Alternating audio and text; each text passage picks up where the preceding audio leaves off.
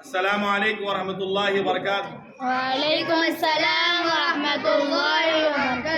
محترم سامعین و ناظرین، عزیز طلبہ، روضۃ الاطفال حصہ دوم میں سے آج جو ہمارا عنوان ہے اللہ تعالیٰ کی کتابیں۔ کیا عنوان ہے؟ اللہ تعالیٰ کی کتابیں۔ ہم سب جانتے ہیں کہ اللہ ہی ہمارا معبود ہے، ہم سب اس کے بندے اور غلام ہیں اور اس کے تابع دار ہیں۔ ہمارا کام یہی ہے کہ ہر حال میں ہم اس کی بندگی اور تابع داری کریں، ہر کام میں اس کی مرضی کا خیال رکھیں۔ لیکن ہم دیکھتے ہیں کہ جب تک ہمارے ماں باپ یا ہمارے استاد اپنی مرضی ظاہر نہیں کرتے، اس وقت تک تم کو نہیں معلوم ہوتا ہے کہ ان کی مرضی کون سے کام میں۔ تم کسی کام کو کرتے ہو، ڈرتے ہو، یہ بھی ایسا نہ ہو کہ کام ماں باپ یا ہمارے استاد کے خلاف نہ ہو جائے اور وہ ناراض نہ ہو جائے۔ یعنی ہم اس بات کا خیال رکھتے ہیں کہ ہمارے ماں باپ، ہمارے استاد، ہم جو کام کر رہے ہیں کہیں اس کام سے ناراض نہ ہو جائے، اس بات کا ہم خیال رکھتے ہیں۔ تو بھلا بتائیے، جب اللہ کی مرضی ہم کو اس کے بتائے ہوئے بغیر کیسے جان سکتی ہے کہ ہر کام میں یہی ڈر رہتا ہے کہ کہیں اللہ کو ناپسند تو نہیں اور وہ ہمارے اس کام سے راضی تو نہیں ہوگا۔ اسی لیے اللہ تعالیٰ نے یہ مہربانی فرمائی کہ اس نے اپنی مرضی کے کام بتانے کے لیے کچھ اچھے انسانوں کو رسول اور نبی بنا کر بھیجا، دنیا میں بھیجا، اور ان پر حضرت جبرائیل علیہ السلام کے ذریعے وحی نازل کی اور احکام اور پیغامات بھیجے۔ انہی احکامات اور پیغام کو جن کتابوں میں لکھا گیا وہی آسمانی کتابیں کہلاتی ہیں، کیونکہ ان میں جو باتیں لکھی تھی وہ سب اللہ تعالیٰ نے حضرت جبرائیل علیہ السلام کے ذریعے آسمان سے اتاری تھی۔ یعنی یہ بتایا جا رہا ہے کہ اللہ تبارک و تعالیٰ نے ہم پر رحم کیا، فضل کیا، ہمیں بتایا کہ ہم زندگی کیسے گزاریں۔ اس کے لیے اللہ تعالیٰ نے رسولوں کو بھیجا اور ساتھ میں اللہ تعالیٰ نے کتابیں بھی دی، اللہ تعالیٰ نے کتابیں بھی دی۔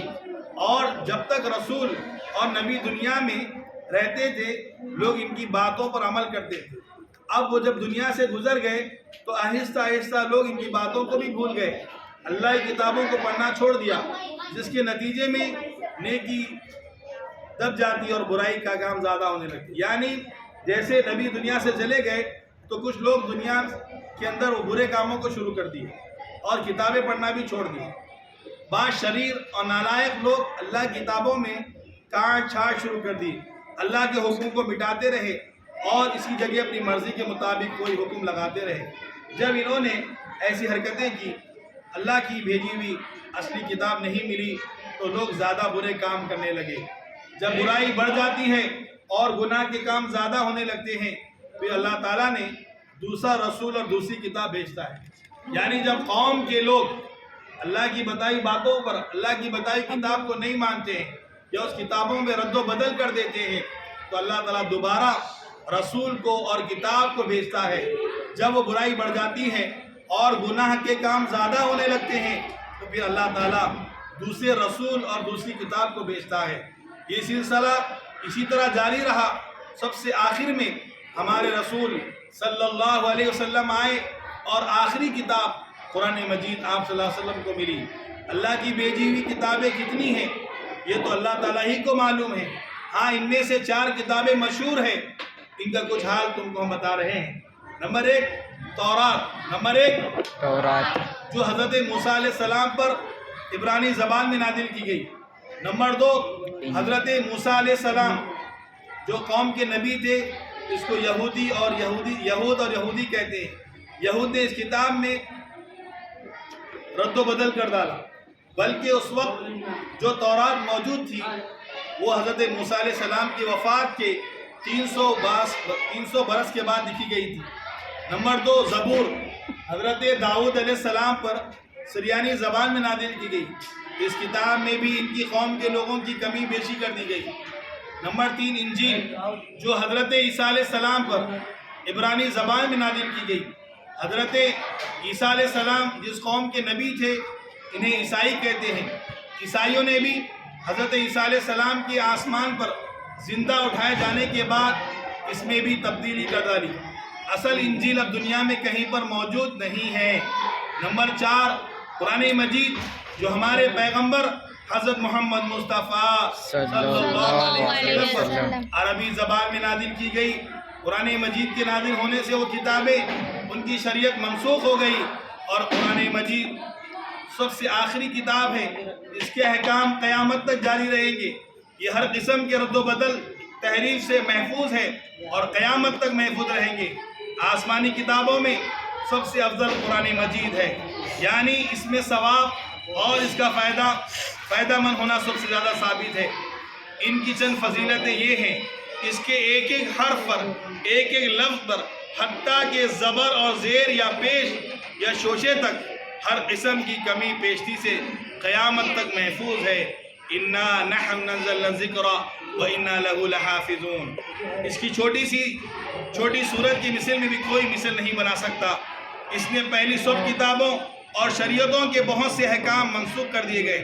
سب کتابیں اپنے اپنے وقت پر ایک ہی دفعہ نازل ہوئی، لیکن قرآن مجید ایک ہی دفعہ میں رمضان مبارک کو لیلۃ القدر کی رات میں لوح محفوظ سے آسمانی دنیا پر نازل ہوا، پھر وہاں سے 23 برس تک ضرورت کے وقت تھوڑا تھوڑا نازل ہوتا رہا، اسی طرح لوگوں کے دلوں میں اترتا گیا۔ یہ سب حکمت الہی پر مبنی ہے، یہ سب اللہ کی مرضی پر تھا۔ اس کے احکام ایسے معتدل ہے کہ قیامت تک ہر زمانے اور قوم کے لیے مناسب بھی ہے۔ حضرت محمد مصطفیٰ صلی اللہ علیہ وسلم کے زمانے سے آج تک تواتر کے ساتھ نقل ہوتا جا رہا ہے، اور جو اس کے یقینی و قطعی ہونے، تحریف و تبدیل سے محفوظ ہونے کی بھی دلیل ہے۔ یعنی جب سے قرآن مجید کا نزول ہوا، محمد صلی اللہ علیہ وسلم کے زمانے سے لے کر آج تک، اس دنیا تک قرآن مجید چھپ رہی ہے، تقسیم ہو رہی ہے، لوگ اسے پڑھ رہے ہیں، یاد کر رہے ہیں، اور الحمدللہ کبھی اس کے چھپنے میں، اس کے پرنٹ کے اندر کوئی غلطی نہیں ہوئی۔ یعنی جیسے اس دور میں قرآن مجید نازل ہوا اور آج تک بھی ویسے ہی قرآن مجید محفوظ ہے۔ وہ اسی لیے کہ اس کی حفاظت کی ذمہ داری کس نے لی ہے؟ اللہ۔ قرآن مجید ہزاروں لاکھوں مسلمانوں کے سینوں کے اندر اسلام سے آج تک محفوظ چلا رہا ہے، اور انشاءاللہ قیامت تک یہ سلسلہ جاری رہے گا۔ یہی وجہ ہے کہ اسلام کے دشمنوں کو کسی وقت اس میں کمی پیشی کرنے کا موقع نہیں ملا، اور نہ انشاءاللہ قیامت تک ملے گا۔ معلوم یہ ہوا کہ قرآن مجید جو نازل ہوا، اس وقت سے لے کے آج تک لوگوں نے بہت ساری کوششیں کی کہ اس کے صورتوں کو بدلا جائے، اس کے معنی کو بدلا جائے، بہت ساری کوششوں انہوں نے کی، لیکن اللہ رب العالمین نے اس کی حفاظت کی۔ اور آج آپ دیکھیے سارے مسلمان قرآن مجید کو یاد کرتے ہیں، حفظ کرتے ہیں اور اسے محفوظ کرتے ہیں۔ دشمنان اسلام چاہتے ہیں اسے مٹانے کی کوشش کریں، لیکن یاد رکھیں قیامت تک وہ اس کام کو نہیں کر سکیں گے۔ سوالات کے جوابات دیجیے۔ رسولوں کو اللہ تعالیٰ نے کس لیے بھیجا تھا؟ لوگوں کی ہدایت کا ذریعہ بنانے کے لیے، دین کی باتیں سمجھانے کے لیے۔ آسمانی کتابیں کس کو کہتے ہیں؟ آسمانی کتابیں جو اللہ تعالیٰ نے نازل کی۔ ایک کتاب اور ایک رسول کے بعد دوسری کتاب اور دوسرے رسول کیوں آتے تھے؟ گناہ بڑھ جاتے تھے۔ لوگ کیا کرتے تھے کہ رسول آنے کے بعد، پھر رسول چلے جانے کے بعد کیا کرتے؟ برائیاں اور اس کتاب کو مٹا دیتے تھے۔ اس لیے اللہ تعالیٰ دوسرے رسولوں کو بھیجتا۔ تورات جو کتاب ہے وہ کس پہ نازل ہوئی؟ تورات حضرت موسیٰ علیہ السلام پر نازل ہوئی، اور انجیل حضرت عیسیٰ علیہ السلام پر نازل ہوئی، اور اس کے بعد تورات، اس کے بعد قرآن مجید کس پر نازل ہوئی؟ تو معلوم یہ ہوا آج کے سبق سے کہ دنیا کے اندر آسمانی کتابیں بہت ساری آئی ہے، ہم کو نہیں معلوم، لیکن مشہور 4 کتابیں تورات، زبور، انجیل، قرآن مجید۔ اب تورات اور زبور اور انجیل یہ تینوں کتابیں منسوخ ہو گئی، ڈیٹ ہو گئی۔ اب کون سی کتاب باقی ہے؟ قرآن مجید۔ اس قرآن مجید پر ایمان بھی لانا ہے، عمل بھی کرنا ہے۔ اللہ تعالیٰ سے دعا ہے اللہ تعالیٰ مجھے اور آپ کو صحیح معنوں میں قرآن مجید کو پڑھنے، سمجھنے، اس پر عمل کی توفیق عطا فرمائے۔ آمین۔ جزاکم اللہ خیر، والسلام علیکم ورحمۃ اللہ وبرکاتہ۔